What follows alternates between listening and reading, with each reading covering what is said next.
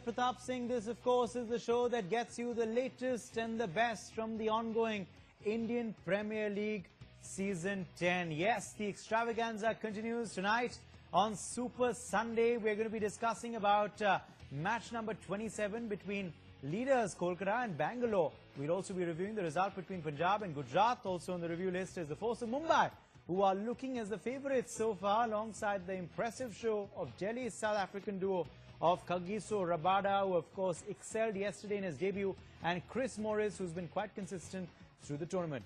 An analysis, of course, of the points table will be done too. We'll be examining who are the lucky four who are on top of the table right now. Who can beat them? That's something we'll be looking at as we bring you the Cricket Carnival, where we analyse and bring you the best from the ongoing IPL. We're going to be joined shortly by former Mumbai Ranji cricketer Shishir Hattangadi, who will be live with us from Ahmedabad. But I want to first begin by talking about Mumbai. Yes, because after clinching 5 consecutive games while chasing, a lot was at stake when Mumbai were asked to bat first by Delhi at Wankhede. Mumbai showed that they are not just chasers, but a ferocious-looking unit that can dismantle any opponent. It was a 6th consecutive win for Mumbai this season. Despite scoring a paltry 142 runs, the Mumbai bowlers performed collectively to rip apart Delhi and seal the tie quite comfortably. They're quite on a roll at the moment, the Rohit Sharma-led side, and they of course sit on top of the leaderboard of the IPL with 12 points. As the IPL reaches a crucial juncture, Mumbai is surging ahead to be claimed as the favourites in this edition. Are there any side to stop Mumbai's run? Those of course are some of the big questions we'll be asking tonight.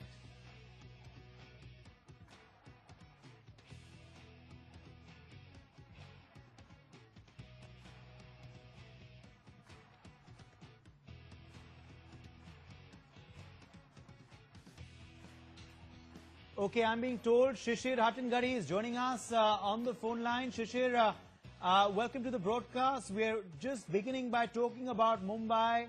Shishir, 6 wins rather consecutively for them. Are they looking the favourites this season?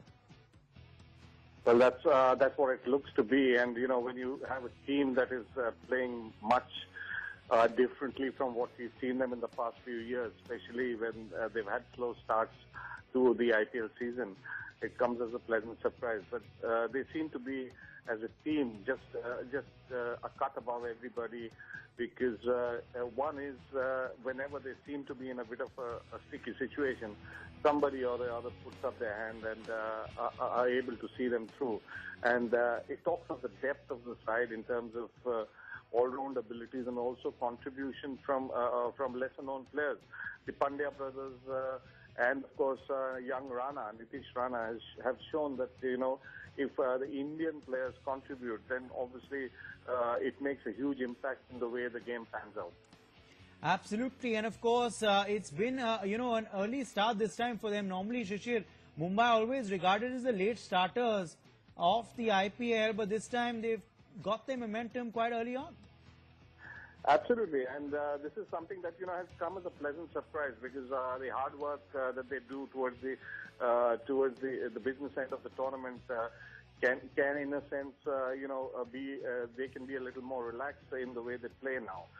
The fact is they've got enough wins, and a couple of wins, and they'll ensure that they are in the playoffs. But I think it has a lot to do with the way Butler has played top of the order. If there was something that was haunting them in the past, it was the opening partnerships that they kept chopping and changing, because not for no reason. It was only because they didn't have enough contributions coming at the top of the order. And this is something that they've been able to address at the start of the season. And the bowling was never in doubt. It was only the batting that let them down. And yesterday we saw that even you know, to defend 140 odd wasn't very difficult for them. They did it with you know, admirable ability, and this is something that you expected them to do in this season, and they look a notch above every other team. Do you credit Rohit Sharma for this as well, considering that as a captain, of course, he has taken some good decisions? There was, of course, some question marks raised in the first game when he had, you know, kept Malinga and Bhaji on the bench, but after that, taking some good decisions, working the permutation and combination quite well, not changing the team when needed, changing it when changes were needed, especially in the batting order. Yes, some proactive decisions in terms of being a leader. And this is something, we can't undermine the contribution of leadership in T20 cricket. One needs to be a little intuitive ahead of the game and proactive in the way one looks at every game. And I think Rohit's got the great support of their coach every game. And I think Rohit's got the great support of their coach Mahela Jayawardene, and of course the backroom team that keeps working and giving him inputs in the way a team composition should be with every opposition coming up. And this is something that we as cricket lovers are very impressed with. And we can ignore his lack of form with the sort of contribution he's made as a leader. Okay, finally we're going to move on now to the next segment. But Shishir, I know we can't see you right now, but are you smiling while giving us these answers, talking about Mumbai, your home side, which is doing very well? I'm smiling, but I believe there's some good news coming. They're able to get me on frame, so we can do that in a moment. Yes. Okay, we'll wait for that. We'll wait for that to come in. But as we've talked about Mumbai's success, I want to quickly go straight across to the next segment, which is going to be about Delhi. So let's go to that.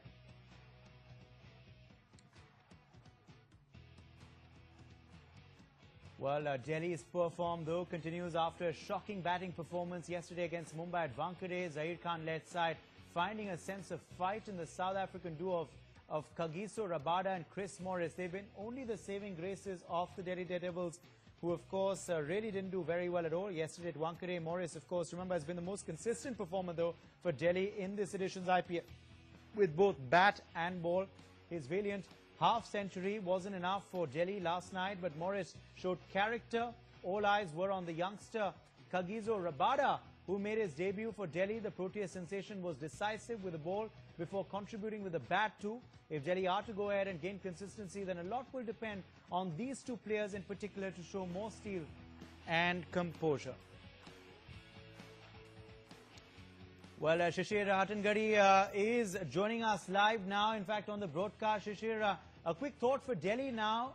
While, of course, one team had to win, one team had to lose yesterday. It was Delhi who did disastrously yesterday. They obviously were pretty confident, putting Mumbai to bat first, thought that they couldn't, open as effectively as they chased, but Mumbai obviously winning quite comfortably. What really led, though, to Delhi's disastrous performance, according to you? I think, well, the fact is that they batted below par. Below par is an understatement. They were poor. And, when Delhi put Mumbai Indians into bat, one would have thought this game was going to be a humdinger. But sadly, having done the right things in the field as a bowling unit and also astute leadership by Zaheer Khan, strategic field placements, they didn't help their bowlers. They didn't support their bowlers in the batting in the first 6 overs. I mean, they lost 4 wickets for not very many. And when you allow an opposition that is on the move up, on the charge like Mumbai Indians, you're giving them a sniff, a foot into the door. They're not going to step back, and they made sure that 140 odd looked like 240, and that is something you as a team, as an underdog, shouldn't allow a champion team to do. And at the moment, we all have to accept Mumbai is playing like champions, and to stop them from doing that, you've got to ensure that you capitalize on the opportunities you get as an underdog team. And this is something Delhi had well within their grasp. It was that batting that really let them down. And heart goes out to somebody like Rahul Dravid and Zaheer Khan, who must have ticked all the back boxes when the innings got over, the first part of the innings got over, and said, okay, this is something that we would have settled for at the start of the game. That didn't happen, and this is something that Delhi will be ruining, because they won't get opportunities like this again and again. And spare a thought for the South African duo of Rabada and Morris as well. Rabada making a smashing debut in the tournament, showing some promise for the days ahead for Delhi.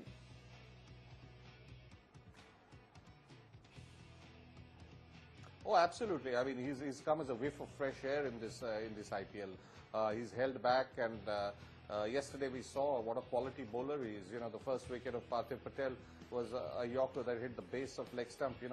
This is something you expect from a quality bowler, and no wonder they pitched for him.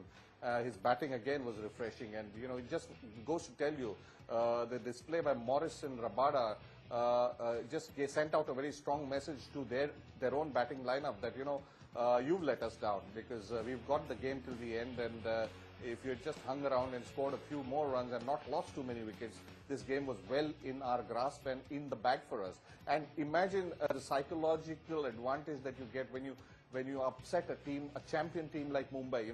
The team becomes, Delhi would have been buoyant, confident, and again, with so much to play in this tournament, they would have had their confidence, their tails up, and ensured that they could have put up more competitive performances in the matches to come. But sadly, this would really sap their energy and also make them feel very despondent about the way they've played the match against Mumbai Indians. Indeed, and a half century from Morris yesterday in the game. One would wonder whether he should bat a bit higher up in the batting order. Some have been questioning that move of not putting him a bit higher up, especially in the last 2-3 matches, Shishir.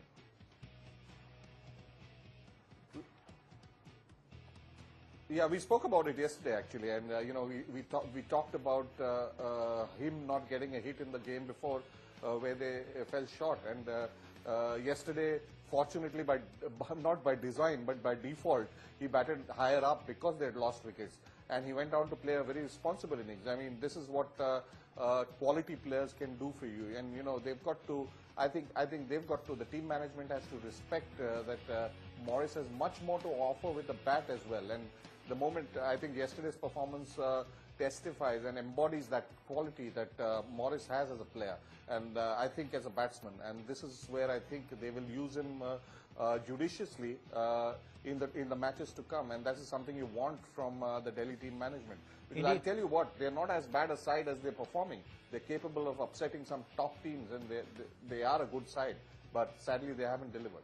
That's happened every time, hasn't it, in these 10 years, unfortunately. Well, let's hope Delhi do bounce back, but let's get a result now coming in. It's Super Sunday, it's a double-header today, and we're getting a result coming in of their first match. Struggling Punjab have finally managed to get some glimmer of hope. They've beaten Gujarat in a crucial encounter for them at Rajkot in the Indian Premier League Season 10. Punjab defending their total of 188 runs to stop Gujarat's charge and pick up 2 crucial points. Dinesh Karthik top scored for Gujarat as Suresh Raina managed a decent 32 runs, but it simply wasn't enough. Early Hashim Amla continued his stellar performance in the campaign, scoring a valuable 65 runs for Team Punjab. Amla striking 9 fours and 2 sixes in a great knock. He's currently holding the orange cap, remember? Well, meanwhile, skipper Glenn Maxwell, Sean Marsh and Akshar Patel also contributed with some vital knocks to help Punjab post that total of 188 on the board. For Gujarat, Andrew Tye was the pick of the bowlers with figures of 2 for 35. I want to quickly go across to Shishir Ratangadi for a quick reaction on that. Shishir, your first thoughts? Much needed victory for Punjab, wasn't it?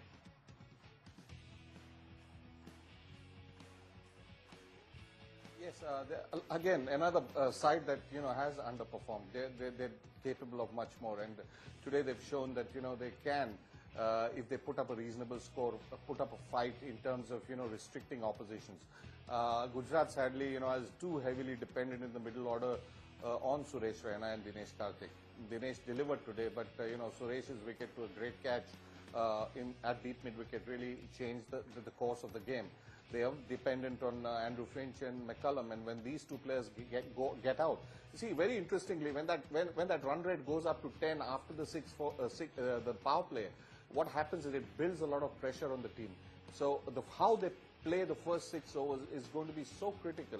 And similarly with the Punjab boys, the first 6 overs has been a great opportunity for them to capitalize, especially with Amla's Hamla. I call it a Hamla because he's not somebody you'd expect to get into the opposition, but he's used the first 6 overs so beautifully. That comes from smart thinking as a batsman, and that's why he's a world-class batsman. He's smart in this format of the game, and his performances, his runs are so crucial to the success of Punjab. And what a Hamla! In this, you're talking about Hamla, Shishir. What a Hamla it was! 9 fours, 2 sixes, a strike rate of 162. Explosive. Yes, and something you don't expect from a textbook kind of test match player. He's what you'd call a quintessential test match batsman. But what you saw from Hashim Amla is smart cricket thinking, smart batting, knowing where the gaps are, capitalizing on the fielders being inside the circle, and ensuring that the team in the first 6 overs capitalizes on what, it's after all a 120 ball game. And if you don't capitalize on the first 6 overs, that is 36 balls, you're letting your team down. You'd rather be getting out than occupying the crease. And he's done it so beautifully, and he's given to compete and upset some of the good sides. And today what we saw was another exhibition of quality batsmanship by somebody I mean, I won't hesitate calling him a great player. Amla is certainly a revelation in T20 now.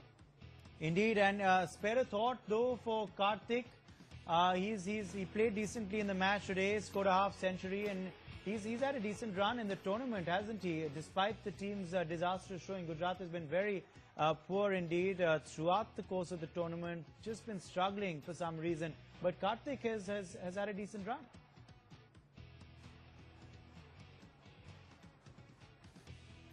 Yes, Karthik's always been in demand. If you go to the auction rooms, he'll be a sought-after cricketer, not only for his wicket-keeping, but also the way he can turn or change the course of a T20 game with his batting down the order.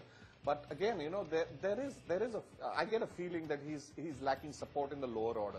Once Raina gets out, Dwayne Smith is batting in a position I don't think he's comfortable with. But with Finch and McCullum there, it's hard to accommodate him in the opening slot. So, going down the order is an area he may not be comfortable with. So this is where I think Karthik lacks support once Raina gets out. And if Raina gets out, who's their crucial player, their best player to my mind, best T20 player, what happens is you're exposing Karthik to allowing the opposition to get him off strike. And every time you're off strike as a key player, one ball goes wasted. And this is something that, most teams will be mindful of, strategically make sure that, even if he's there, keep him off strike. And this is what happened today. Because if his knock was supported well, maybe we would have had a closer game, or maybe Gujarat would have got over the line in terms of winning this game. Okay, what I'm going to do now is I'm going to quickly pull out the points table. Yeah, our producers have done that. They put out the points table there, which sees, of course, Mumbai top of the leaderboard with 12 points. Kolkata are second with 8. So Mumbai, of course, a clear number 1 there. Kolkata 8, Hyderabad 8. Pune, fourth, of course, with 6 points. And then you have Delhi, Punjab, Bangalore, Gujarat, all with 4 points apiece, who complete the rest of the leaderboard. So quick thoughts on the way things are standing right now, Shishir. Of course, Gujarat is right at the bottom and Mumbai is right at the top. But some thoughts on the teams who could, prove to be upsets. Punjab, Delhi, could they swing up in that table? Could Bangalore also rely on Virat Kohli to move a bit higher? And could Hyderabad, someone who, of course, started out great, a team which started out great but slipped a bit, come down the order? Your quick thoughts on the points table, Shishir.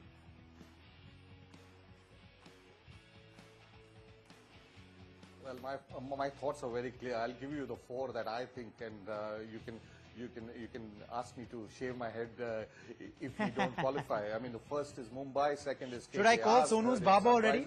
I'd say a close run. I'd say if the 4th. You can do that, but I don't have the money to offer you. But I'll tell you what, the 4th team would be very crucial, and I think the team that's going up and gathering momentum now is RCB. With what Gale showcased in the last game, with that knock of his, I think they are now going to be. They'll have to put those extra runs on the board because they're a little depleted in the bowling department. But the fact is that with RCB, with AB de Villiers, Virat, and Chris Gale going on the rampage, you can be sure, and Kedar Jadhav to support them. They will account for those extra 20 runs because they know that if there is a weak link in their attack or in their team, in the composition of the team, it's the bowling. So this is where I think the smart thinkers that RCB have, they will account that and ensure that this is the time to capitalize when they bat first. And if they're chasing, they'll have to be a little more prudent and judicious in the way they go about chasing targets. And they could be the 4th team because I was a little more hopeful about Delhi, but they disappointed me yesterday. To come out of that and that loss yesterday will take some doing. And Yes, and in fact, Pune and Delhi get pushed down on the table as we are putting out over there.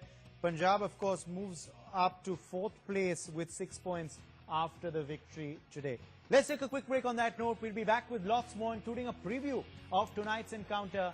Cricket Carnival T20 continues after this short break.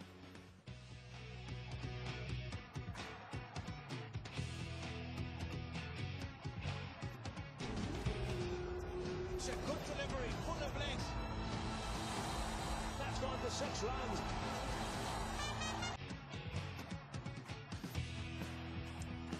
Welcome back from the break. Time now to talk about tonight's encounter where Team Kolkata will be taking on the Virat Kohli-led Bangalore side in match number 27, which is to be played at the majestic Eden Gardens. Kolkata suffered a setback in their previous encounter at home after losing against Gujarat and need to get back to winning ways. Kolkata are currently placed second in the IPL points table and will be hoping to keep in touch with Mumbai at the top. Meanwhile, on the other side, Team Bangalore enjoyed a good win in their previous encounter. Kohli's unit has managed to win just 2 of their 6 matches, but will be banking on another sound performance by Chris Gale and the skipper himself.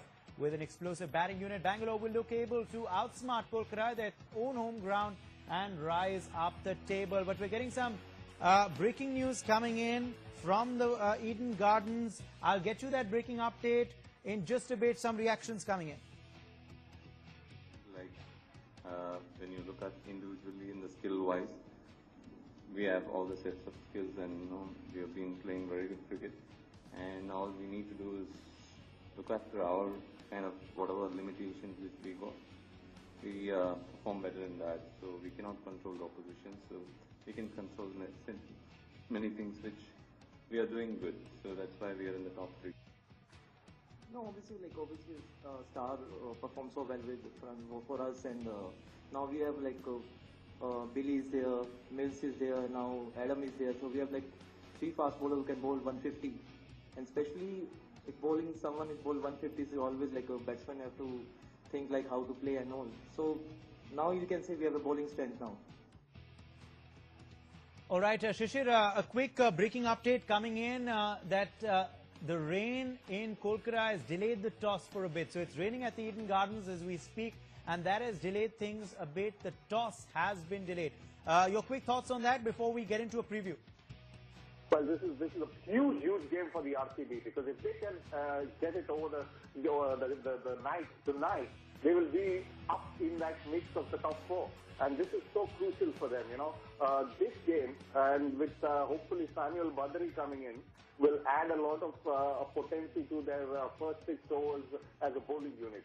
For me, this game is going to be the defining game for RCB to sort of plunge ahead or surge ahead in this tournament, because if they do that, suddenly they'll find themselves in the top 3.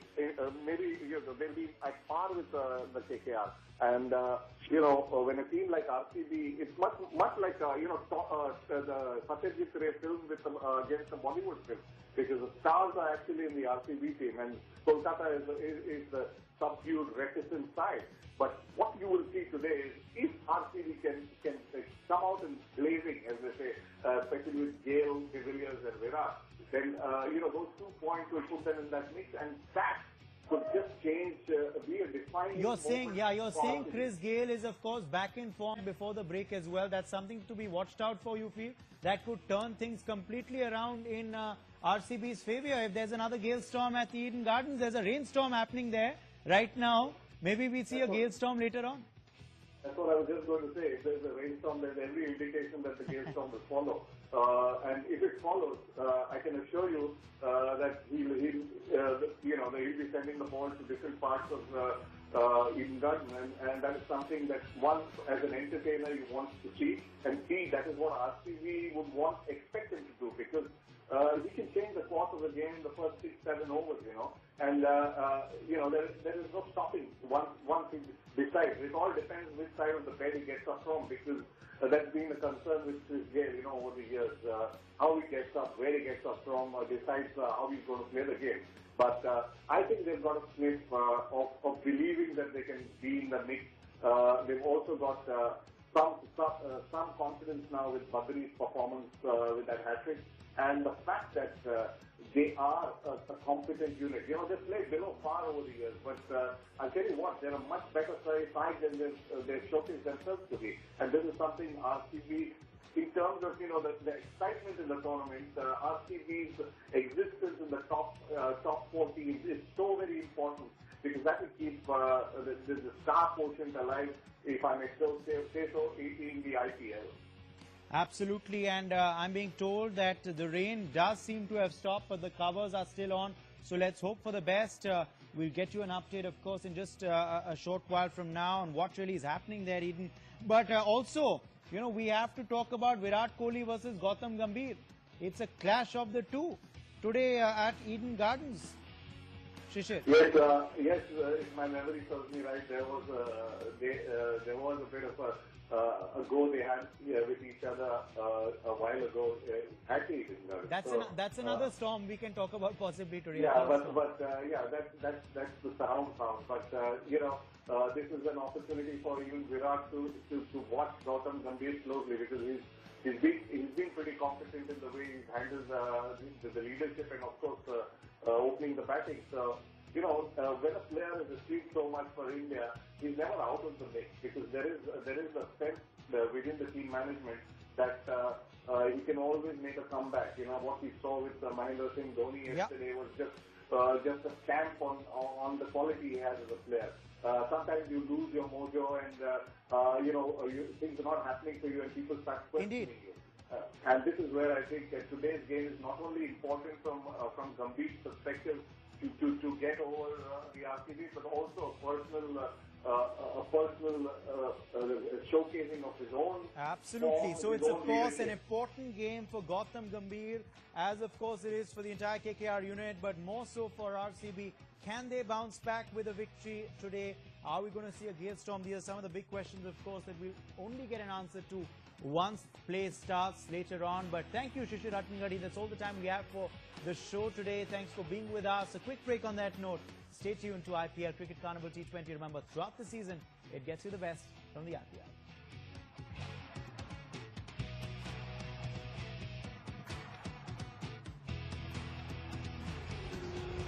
It's a good delivery, full of legs. That's gone for 6 runs.